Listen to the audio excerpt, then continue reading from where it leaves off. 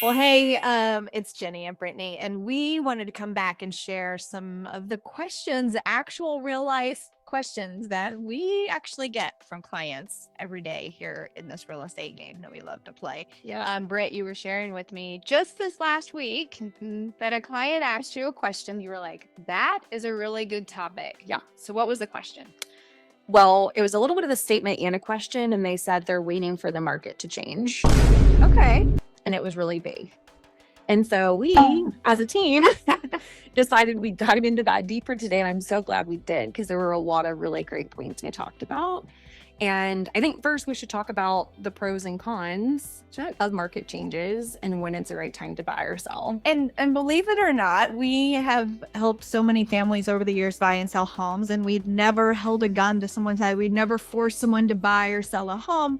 We actually really do the opposite. We want to make sure that we really understand why they're needing to make a move. But the truth is some people may not be ready to make a move for some reasons. And these are the pros, like the reasons why they should wait. So what were some of those that we kind of came up with as a team? Just me through potential interest rates that can definitely affect someone's price or, ability to purchase. More inventory could come on market. True. Every month, every week, new inventory is coming on. And emotional readiness. Are they really ready to buy? Yeah, for sell? Well, and something we even brainstormed as a team was, not just emotional readiness of like what the process is, but just uncertainty. Mm-hmm. And there's always going to be uncertainty. And a lot of the things we listed off are things that we're uncertain about are usually things that we can't control. Right. They can't control and we can't control. Yeah. And so at least having that awareness of what they could be seeing as a reason for waiting, does help us. For sure. And guiding. So let's jump into the con. Okay, what are the cons? Well, and it's really great to talk about this because I think more people do experience this piece, but sometimes they forget to even realize that it's happening, but it's missed opportunities. How many times has a home come on and you're like, oh my gosh, this is the perfect home. And then boom, it's pending and you are not even able to have a conversation with a professional about it. That is brutal. And it happens a lot. Yeah. We also talked about market timing. It's unpredictable. Can't time it. No, you can't time it. Cost of waiting. So whether you're renting or, that's 100% interest. And we kind of joke about that. And it's real, they're not able to build that equity and have that value. Well, just as a person who has rental properties, and guess what? Our rental rates go up over time too. So while you're waiting, you could be putting your rent payment toward nothing that you get to get back, and also it could be going up as well. Absolutely. I think also delaying your own goals. I mean, I remember buying our first home and how exciting it was, and of course it's going to be a little scary, and it always can be a little scary.